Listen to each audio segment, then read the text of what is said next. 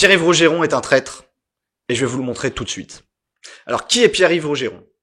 C'est un personnage grossier, gros tout court, qui s'amuse à insulter quiconque voudrait défendre l'intérêt des Français, qui n'irait pas dans le sens tiers-mondiste, communiste. Ce sinistre personnage est un agent d'influence contre les intérêts des Français. Premièrement, c'est un communiste. Il ne s'en cache d'ailleurs même pas. Il soutient Jean-Luc Mélenchon. Il soutient toutes les politiques socialistes et communistes à travers le monde. Il est pour cela favorable à tout ce qui nuit au peuple français.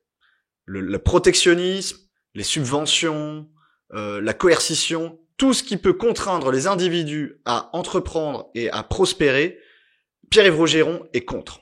Et cela ne trompe pas. Pierre-Yves Rougeron est un gaulliste, le pire des gaullistes. C'est-à-dire celui qui va chercher la fierté nationale des Français pour la dévoyer et lui vendre le socialisme. Pierre-Yves Rougeron se dit souverainiste. Mais qu'est-ce que le souverainisme? Le souverainisme, c'est l'idée, la fausse idée, que la France peut tout contre le reste du monde, sans que le reste du monde ne réagisse en quelque mesure que ce soit. C'est un énorme mensonge. C'est le mensonge qui flatte l'instinct national des Français contre ses propres intérêts. Des intérêts que Pierre-Yves Rougeron prétend défendre alors qu'il les trahit pour des puissances beaucoup plus obscures comme la Russie, la Chine, Téhéran ou Cuba, que sais-je. Des peuples du tiers-monde qui veulent leur revanche sur l'Occident des Blancs. Pierre-Yves Rougeron s'est fait connaître avec un livre sur la loi de 1973 Pompidou-Rothschild, celle qui impose à la France d'emprunter sur les marchés financiers. À travers ce livre, Pierre-Yves Rougeron essaye de faire croire aux Français qu'ils pourraient se financer avec de l'argent magique, comme n'importe quel communiste le fait croire, sans qu'il n'y ait aucune conséquence économique néfaste pour les Français. Ça, c'est un mensonge. Et c'est le pire des mensonges, c'est faire croire que le socialisme ne coûte rien. Le socialisme coûte à tous et surtout aux plus pauvres.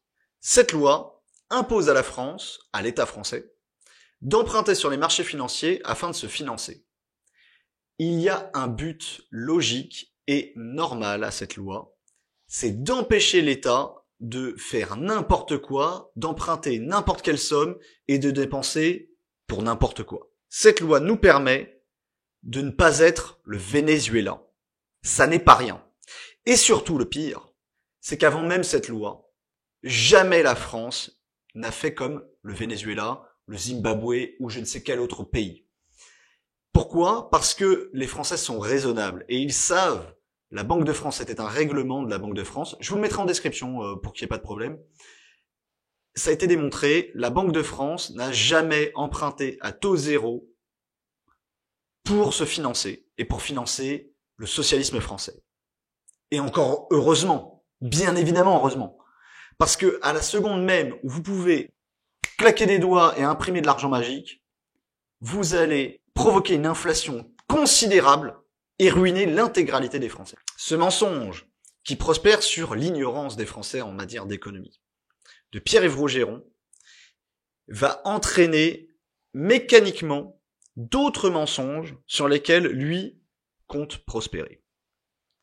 J'en veux pour preuve ce mensonge qui est le plus dégueulasse, mais ignoble de Pierre-Yves Rougeron, qui est celui sur l'Union européenne.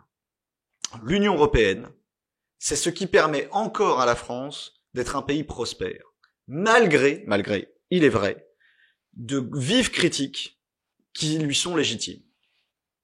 Pour autant, l'Union européenne, c'est le marché commun. C'est cette capacité à pouvoir échanger facilement, librement, avec des pays qui ont des économies similaires et des intérêts communs. Pierre-Yves Rougeron tente de faire croire que c'est un affreux complot ourdi par les États-Unis contre l'intérêt des Européens. Il n'y a rien de plus faux. Les États-Unis, certes, bien sûr, voulaient une autonomie européenne. Ils voulaient que l'Europe se prenne en main contre le bolchevisme. Le bolchevisme que d'ailleurs Pierre-Yves Rougeron ne condamne pas véritablement. Loin s'en faut. Mais l'Union européenne s'est construite sur la coopération des peuples européens, blancs, dans un même espace commun. Aujourd'hui, cet espace, Pierre-Yves Rougeron veut le détruire. Il veut détruire la fraternité des Blancs pour favoriser la fraternité du tiers-monde. L'Union européenne n'est pas un complot des États-Unis d'Amérique contre les Européens. C'est un projet européen pour renforcer et pour accomplir les intérêts des Européens, et il a déjà montré dans le passé sa propre réussite. J'en veux pour preuve la prospérité de l'Union européenne, qui, loin d'être un État, ou en tous les cas des États vassaux des États-Unis, sont des concurrents économiques féroces. Airbus, Ariane, il y a des tonnes d'exemples. Si nous étions une colonie américaine, nous aurions le dollar comme monnaie unique, imposée, ce qui n'est pas le cas depuis toujours. En 1957, le traité de Rome a fondé les prémices de l'Union européenne. Ils n'ont jamais été remis en cause par le général de Gaulle, qui est l'idole de Pierre-Yves Rougeron, qui a continué la construction européenne. Parce que tout le monde sait que nous y avons un intérêt. Les seuls qui avaient un pied dans l'Europe, mais beaucoup de pieds dehors, c'était l'Angleterre, qui a quitté, avec le Brexit, l'Union européenne. Quel est le succès de ce Brexit? Moins de Polonais pour plus de Pakistanais. Ça n'est pas une réussite, c'est un échec. Rougeron veut faire croire aux Français que tout leur malheur est imputable à l'Union européenne que personne n'aurait choisi. Ça, c'est encore plus faux. À chaque échéance, les Français ont choisi pour plus de construction européenne. On peut le déplorer, on peut le critiquer, c'est ainsi. Ça n'est pas un complot, ça n'est pas un totalitarisme, ça n'est pas une dictature. Et lorsqu'on veut en sortir, c'est totalement possible. L'Angleterre l'a montré, et c'est totalement nuisible, l'Angleterre l'a montré. Oui, mais la France a refusé l'Europe qu'on lui a imposée, en 2005. Oui, c'est vrai. Et là-dessus, je ne souffre d'aucun problème. Seulement, si les Français voulaient vraiment refuser l'Europe, ils n'auraient jamais voté pour Nicolas Sarkozy, qui a, avec le traité de Lisbonne en 2007, retraduit exactement ce qui avait été refusé en 2005. Cela veut dire une chose. Les Français ne veulent pas de l'Europe telle qu'elle est construite, mais ils veulent quand même de l'Europe. Pierre-Yves Rougeron ne veut absolument aucune Europe. Aucune. Qu'elle soit coopérative, qu'elle soit une confédération de nations, Pierre-Yves Rougeron n'en veut pas. Il ne veut aucune union, quelle que soit l'origine, quelle que soit la nature, de peuples occidentaux. Il veut que la France, n'importe quel pays européen, soit fondu dans le monde global, dans le tiers-monde global, et qu'il ne puisse jamais retrouver la puissance d'une civilisation occidentale. L'Union européenne est critiquable. Mais la haine viscérale qu'a Pierre-Yves Rougeron, c'est pire que cela. C'est la haine des peuples européens qui s'unissent. Ce n'est pas la même chose. Cette haine, elle s'articule autour d'une chose, c'est la haine de l'Allemagne. Une germanophobie délirante qui conduit même Pierre-Yves Rougeron à souhaiter la disparition de l'Allemagne d'une façon ethnique, c'est-à-dire le grand remplacement des Allemands par les Turcs, par les peuples du tiers-monde. Cette haine de l'Union européenne, qui pourtant profite à tous, même si elle est critiquable en de nombreux points. Loin s'en faut. Cette haine de l'Union européenne est celle de l'Allemagne avec Pierre-Yves Rougeron. Pierre-Yves Rougeron déteste profondément l'Allemagne, et les Français ne sont pas de grands germanophiles, bien sûr.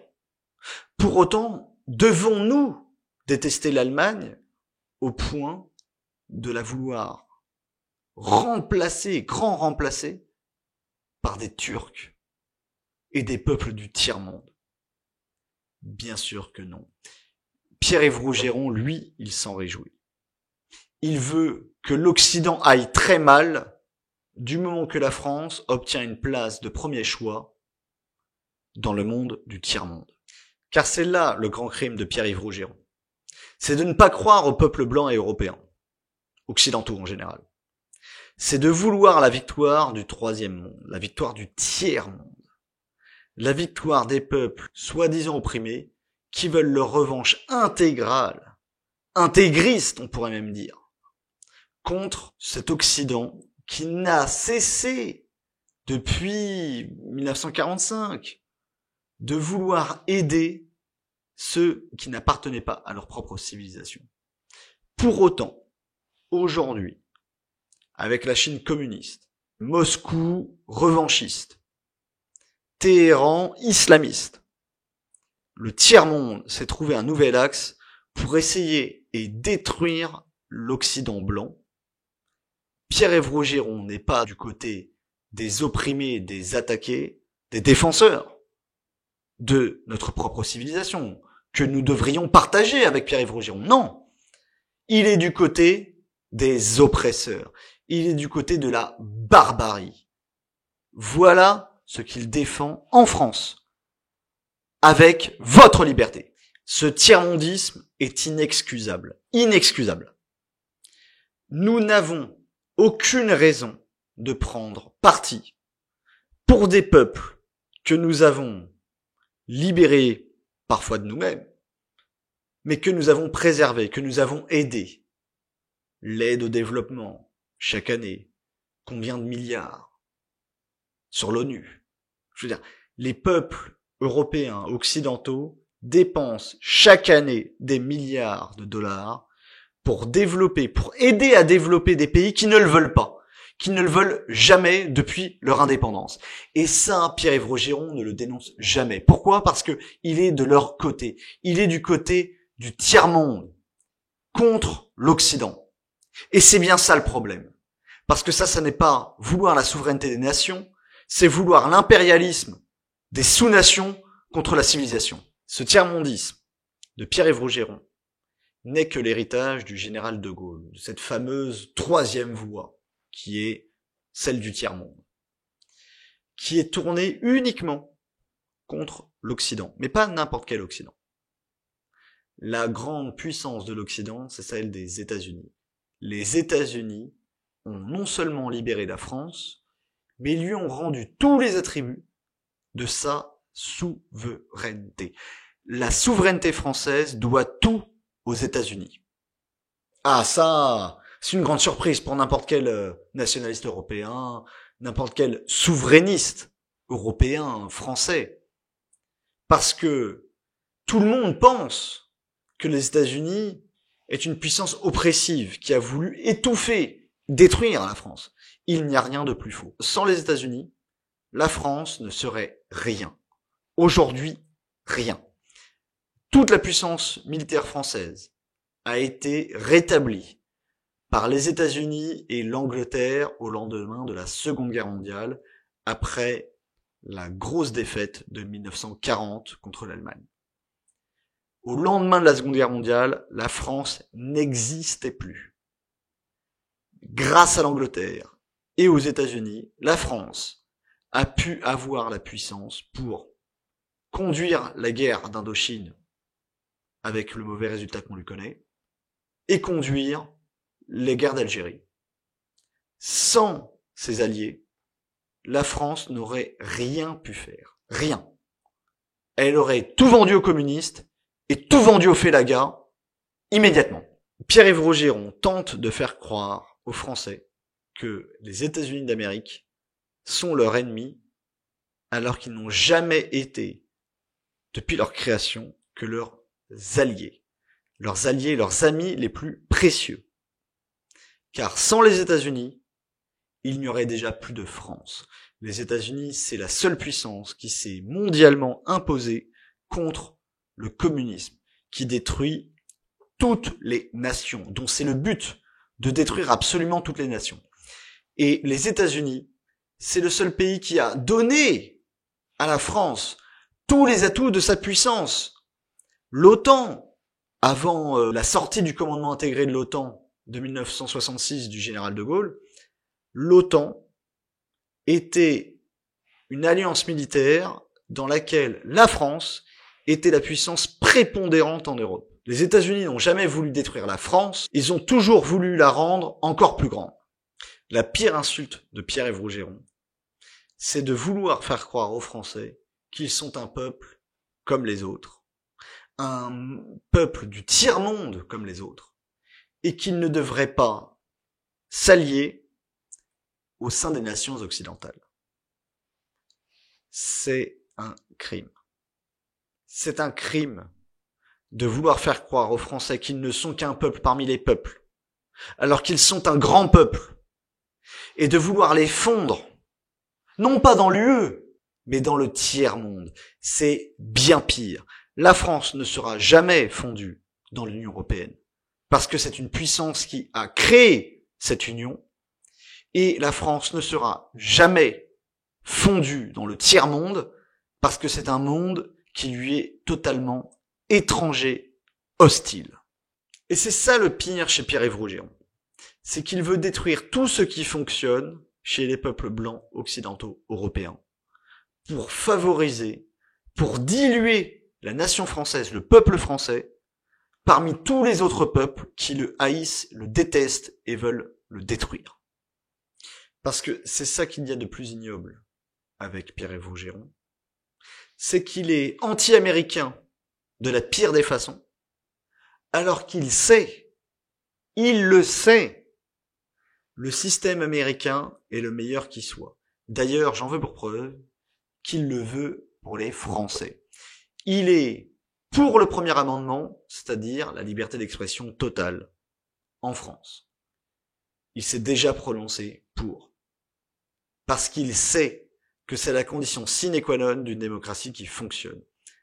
Ça va à l'encontre du communisme, du dirigisme qu'il défend.